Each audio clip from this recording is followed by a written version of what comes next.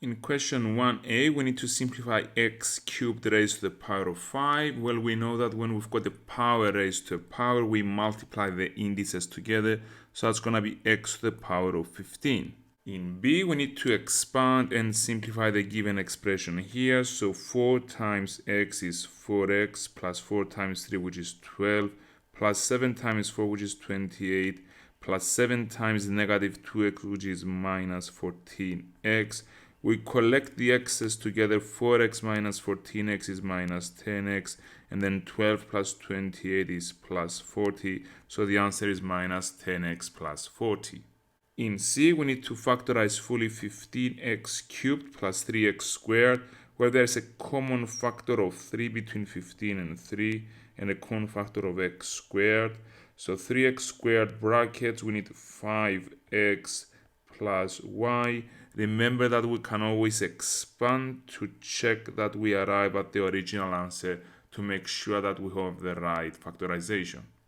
In question 2, we need to describe fully the single transformation that maps S onto T. Notice that the orientation and the size of S has not changed. We are obviously looking at the translation, so I will just choose a vertex on S, say this vertex here, and find the corresponding vertex to which is mapped onto T, which is this one here. And we can easily see that we go 5 units to the left and then 6 units up. So this is a translation by the vector negative 5, 6. In question 3, it's the length of a football pitch, which is 90 meters, correct to the nearest meter. We need to complete the error interval for the length. Well, we know if it's to the nearest meter, then it's 90 plus minus a half meter. So the lower bound would be 90 minus 0.5, which is 89.5. And the upper bound would be 90 plus 0.5, so 90.5 meters. In question 4, Festival A is in a rectangular field with an area of 80,000 square meters, and the greatest number of people allowed is 425. Whereas for Festival B, it's a rectangular field measuring 700 by 2,000 meters, with the greatest number of people allowed being 6,750. We are told that the area per person allowed for B is greater than A, and the question is how much greater? Well, starting with Festival A, we've got an area of 80,000 square meters, so we divide that by 425. We get an answer of 188.24 square meters per person. Whereas for Festival B, we have an area of 700 times 2000 divided by 6,750, and this gives an answer of 207.41 square meters per person. Well, to find the difference, I will simply do 207.41 minus 188.24, which gives an answer of 19.17, which to the nearest whole number is 19 square meters per person. In B, we are told that Callum says that 300 square centimeters is the same as 3 square meters because we've got 100 centimeters in a meter, and therefore we need to divide by 100. We need to explain why this method is wrong. Well, I will start by stating that 1 meter is 100 centimeters, so 1 square meters is 100 square centimeters, which means that 1 square meters is 10,000 square centimeters, and therefore 300 square centimeters will be divided by 10,000 in order to convert this into square meters. This gives an answer of 0.03 square meters. In 5, we have 3 points L, M, N such that they form a straight line. We're being given the coordinates of L, the coordinates of M. We are also told that the ratio of LM to MN is 2 to 3, and we need to work out the coordinates of N. Well, it makes sense to draw a line here. We've got 3 points L, M, N. We have that the coordinates of L is -3, 1. For M, it's 4, 9. and the LM is 2 to 3 compared to MN. I'll be using vectors here, so I can easily see that to go from L to M. If you look at the X values, they go from -3 to 4, so I'm adding 7. And the Y values from 1, they go to 9, so I'm adding 8. So the vector LM is 7, 8. And therefore the vector Ln going from L to N will be 5 over 2 times Lm. The reason is that this is 5 and this is 2. So going from L to N is 5 over 2 times going from L to M. So this is going to be 5 over 2 times the vector 7, 8.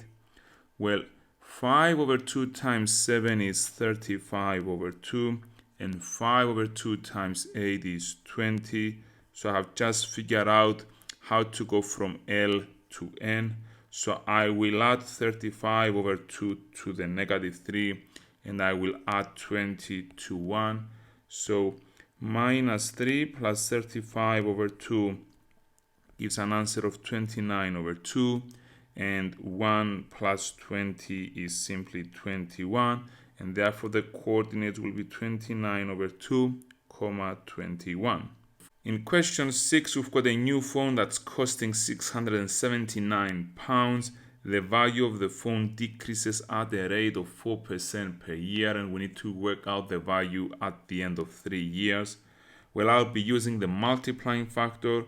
We know that for a decrease of 4%, the multiplying factor should be 0.96, and this should be applied for 3 consecutive years. So it's 679 times 0.96 cubed, and this gives an answer of 600.74. Remember, we are talking about money, so the accuracy here should be to 2 decimal places. In question 7, we've got Sam, who in Spain will pay 27 euros for 18 liters of petrol, whereas in Wales, Leo will pay 40.80 pounds for 8 gallons of the same type of petrol. We've got the conversion from euros to pounds and from liters to gallons, and Sam thinks that the petrol is cheaper in Spain than in Wales. We need to assess whether Sam is correct and explain our answer. So I will start by considering Sam, who is in Spain.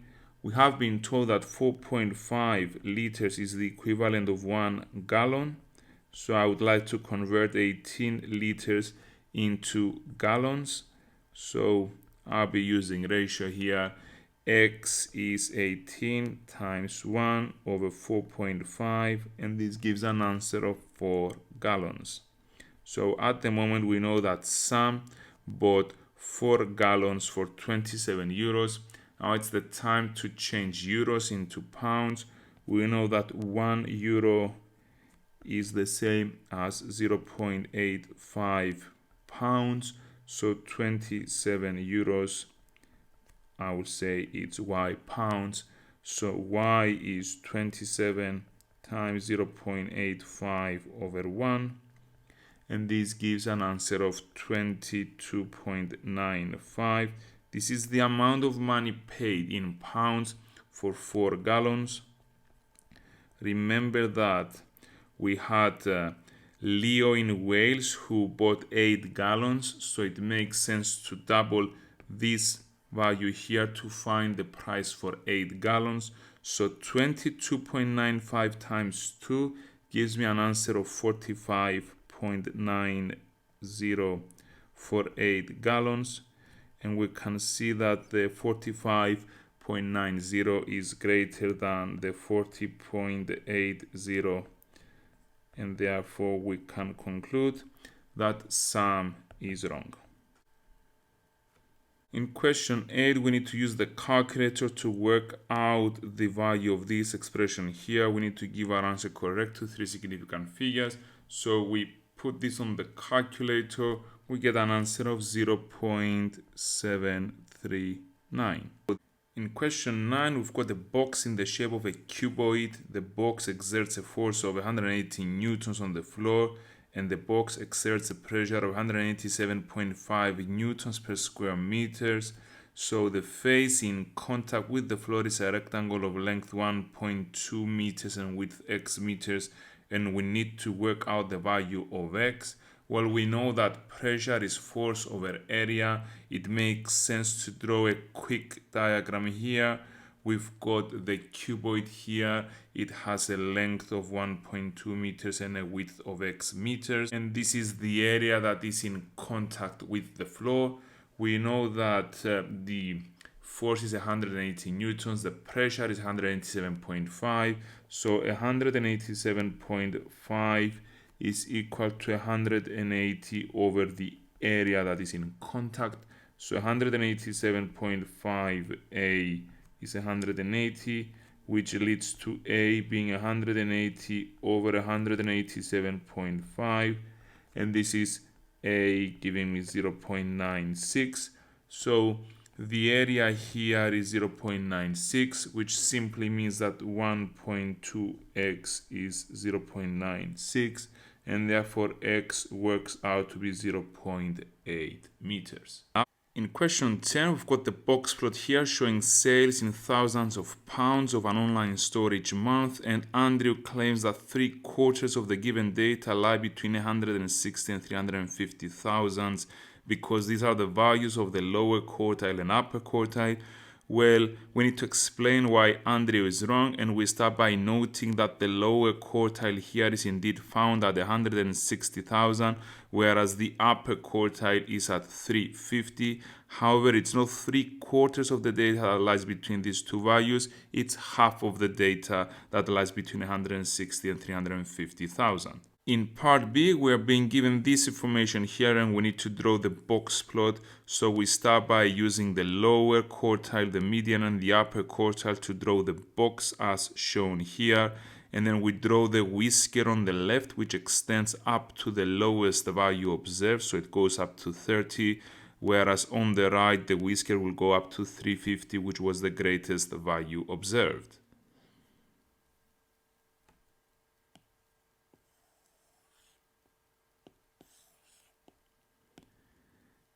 In part C, we need to compare the distribution of sales of the online store against the distribution of sales in the shop. This part of the question carries 2 marks, so it makes sense to make 2 comparisons. I will compare location by referring to the median, and we see that the median for online sales is greater than sales in the shop because the 200,000 is greater than the 170,000, so I compare the 2 medians. And I could also refer to spread. Spread can be seen through the interquartile range. It is clear that the interquartile range is greater for online sales because 190,000 was the interquartile range for online sales compared to 180,000 for the shop. In 11, we've got Kieran, who has 13 workers he can use for a job. He knows that 6 workers will take 14.5 days. And we need to show that he has enough workers to finish the job in less than 7 days. Well, we start by recognizing that the workers and the time to complete the job are inversely proportional. So the more the workers you have, the less the time you need. So we know that the product of these two quantities is always the same. So 6 times 14.5, which is the 6 workers times the time they need, is equal to the 13 workers times x, which is the time needed. So 87 is 13x. Now 87 over 13 is x, and this works out to be 6.69. We see that 6.69 is less than 7, and therefore this means that we can conclude that he has enough workers to finish the job in less than 7 days. In 12, we've got the line L1 here and L2, and we need to show that the two lines are parallel. Well, if two lines are parallel, they have the same gradient. Let me start with L1. It has equation y is 2x plus 3, and since it's in the form y equals mx plus c, we can easily conclude that the gradient of L1 is simply 2. Now for L2, its equation is 5y minus 10x plus 4 is equal to 0. I will be making y the subject, so we start by saying 5y is 10x minus 4. I will divide everything by 5. So 5y over 5 is 10x over 5 minus 4 over 5, which leads to y is 2x minus 4 over 5. And therefore we see that the gradient of L2 is equal to 2. So we see that the gradient of L1 is equal to the gradient of L2. We need to explicitly state this in order to conclude that the two lines are parallel. In 13, we are asked to enlarge the shaded shape by a scale factor of -2 and center of enlargement 0, 0. So starting from any vertex of the original shape, I will be going through the origin, the center of the enlargement, and I'm going twice the distance over the other side. So I'll be drawing rays of light. So for example, starting from this vertex here, I'll go 3 to the right and 2 up to go to the center of the enlargement. So I will now go 6 to the right and 4 up. So the image of this vertex will be over here. Similarly, I will do the same for the other 3 vertices. And if I join them together, I see that the resulting image is here. Because the enlargement has a negative scale factor, it is flipped and therefore it looks something like this. In 14, Saffron wants to work out an estimate for the total number of fish in a lake. So what she does is that on Friday she catches 180 fish and she puts a tag on each of these fish, putting them back into the lake. And then she comes back on Saturday, catches 305 fish from the same lake, and she finds that 45 out of 305 fish were tagged, and we need to work out an estimate for the total number of fish in the lake. So the idea here is that the proportion of tagged fish in the second sample should be the same as the proportion of the sample here compared to the total number of fish in the lake. So we could start by saying let the total number of fish be n. So we got 180 over n. Got 180 fish the first day out of a total of n possible fish in the lake, and this is the same as the 45 out of 305. So we can cross multiply to get 180 times 305 is equal to 45n, and therefore we've got 54,900 is equal to 45n, which leads to n being 1,220. In 15, we are told that the ratio of Marta's hourly pay to Khalid's hourly pay is 6 to 5. Now they both get an increase of 150, and now the ratio is 13 to 11. We need to work out the original hourly pays for each of these two people. So we will start by drawing up a table. We've got Marta, Khalid, and before and after. So we can say that before they were in the ratio 6 to 5. So maybe Marta was getting 6x and Khalid was getting 5x. And now Marta is getting 6x plus 1.50 and Khalid 5x plus 1.50. And we are told that the new ratio is 13 to 11. And therefore we can simply say that 6x plus 1.5 over 13 is equal to 5x plus 1.5 over 11. I will cross multiply, so I've got 11 times 6x plus 1.5 is 13 times 5x plus 1.5. I will expand the brackets. I get 66x plus 16.5 is equal to 65x plus 19.5. And therefore x works out to be 3. Now I need to go back and I see that Marta was getting 18 pounds per hour, whereas Khalid was getting 15 pounds per hour. In 16, we've got a shop manager who wants to advertise special offers on social media platforms, and we've got 3 types of social media platforms that they might use, A, B, or C. We are told that 4 use all 3 types, so 4 goes in the intersection of A, B, and C. 16 do not use any of type A, type B, or type C, so 16 goes outside the 3 circles. Now we've got 8 that use both A and B but not C, so this is the intersection between A, B, and not C, so we've got an 8 here. And then we've got 14 that use both B and C. The intersection of B and C is all of these.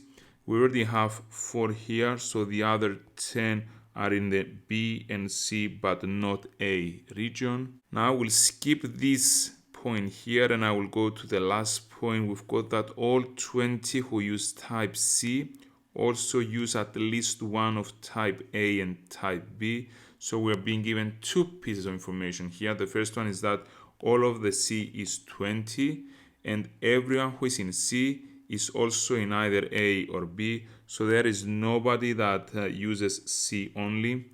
And this means that 4 plus 10 plus 0 is 14. So we've got another 6 here. So going back to this point here, 62 in total use type A. So all of these should add up to 62. Well, 6 plus 4 is 10, plus 8 is 18. So 62 minus 18 is equal to 44 people who use A only. In B, we are told that we have chosen a customer at random and we know for a fact that they use type A. We need to work out the probability that this customer also uses type B. So this is an example of conditional probability. I know for sure that the person chosen is one of the 62 people that use type A, so I can shade all of A, and I'm asking of what is the probability that they also use B. We've got these 8 and these 4 that use B as well, and therefore 8 plus 4 is 12 out of 62 is a probability we need to find, which is 6 out of 31. In 17, we've got a solid cone joined to a solid hemisphere to produce solid T. The diameter is 7 centimeters. The total volume is 120 pi. We need to work out the total height y centimeters. So I start by noting that the radius of the hemisphere here is just half of 7. So that's 3.5 centimeters, which means that the height of the cone is simply y minus 3.5. So we start by stating that the total volume is the volume of the cone plus the volume of the hemisphere. We have 120 pi. The volume of the cone is a third pi. Well, the radius is 3.5, so 3.5 squared. The height is y minus 3.5. And for the hemisphere, it's a half of 4 over 3 pi r cubed, with r being 3.5. So this is the equation where y is the only unknown. I will start by cancelling out the pi's that appear in every single term, and therefore this leads to 120 is 49 over 12 times y minus 3.5 plus 343 over 12. I will multiply everything by 12, which leads to 1440 is 49 brackets y minus 3.5 plus 343, and deducting the 343 leads to 1097 equal to 49 times y minus 3.5. I will divide by 49, so 1097 over 49 is equal to y minus 3.5. So if I add the 3.5, I get that y is 25.9, correct to 3 significant figures. In B, we have that the diameter of the base of the cone and the diameter of the hemisphere are both increased by the same amount, and assume that the total volume of T does not change. Explain the effect that this will have on the answer to part A. Well, if we increase the diameter of the base and the diameter of the hemisphere, but the volume remains the same, it's obvious that the height should decrease, and therefore the value of y should decrease for the volume to remain unchanged. In question 18, we've got triangle PQR and triangle QRS, and we are asked to find the length of the side QS. I will actually start by focusing on triangle PQR, for which we've got the lengths of the two sides and the size of the included angle, and we will be using the cosine rule here. So we have that QR squared is equal to 9.4 squared plus 11 squared minus 2 times 9.4 times 11 times the cosine of 27. This leads to QR squared having a value of 25.099850 ... So we can take the square root of this in order to get the value for the size of the side QR. This works out to be 5.009975. I'm using full accuracy here, it's not my final answer. And now I'd like to find the length of QS, so I will be focusing on triangle QRS, and I will be using the sine rule here. So we have that 5.099 ... which is the length of QR we just found, over sine of 41, which is the angle opposite this side, is equal to QS over sine of 88. So 5.099 ... times the sine of 88 over sine of 41 should be giving me the length of QS, and this works out to be 7.63 centimeters. In 19, we've got the functions g of x and h of x, and we need to find g of 16. So g of 16 will simply be the third root of 2 times 16 minus 5. So this works out to be the third root of 27, which is 3. Now in part B, we need to find h of g inverse. So we need to start by finding g inverse of x. So I will write y is the third root of 2x minus 5. This is the expression for g of x. Remember that for inverse functions, we interchange x and y. So x is the third root of 2y minus 5. And then we try making y the subject. So x cubed is 2y minus 5. Which means that x cubed plus 5 is 2y, so x cubed plus 5 over 2 is equal to y. So we conclude that g inverse of x is x cubed plus 5 over 2. Now we need to find h of g inverse of x, which is h of x cubed plus 5 over 2. Now h of x is 1 over x. So this will be 1 over x cubed plus 5 over 2. Remember, we had to give our answer in terms of x in its simplest form, and 1 over this simply means that we take the reciprocal of the denominator, so this simplifies to 2 over x cubed plus 5. In 20, we've got the diagram here, and we need to work out the size of the angle CDE, which is the angle here. And we need to provide reasons for each stage of our working. I will start by considering angle BAD, which is half over 132, because we know that angle at the center is twice the angle at the circumference. So we start by observing that BAD is 132 over 2. This turns out to be 66 degrees. The reason is angle at the center is twice the angle at the circumference. It's a good rule of practice to keep adding the information as we calculate things and as we proceed through the question. So this here is 66 degrees. We then notice that angle BCD is 180 minus 66 because ABCD is a cyclic quadrilateral, and we know that opposite angles of a cyclic quadrilateral add up to 180 degrees. So we proceed in stating that BCD is 180 minus 66, which works out to be 114 degrees. And we state that opposite angles of a cyclic quadrilateral up to 180 degrees. And I will go back to my diagram once more to add this information here. So this is 114 degrees. It's easy then to see that this angle here is supplementary with 114. They are angles on a straight line, so they should be adding up to 180 degrees.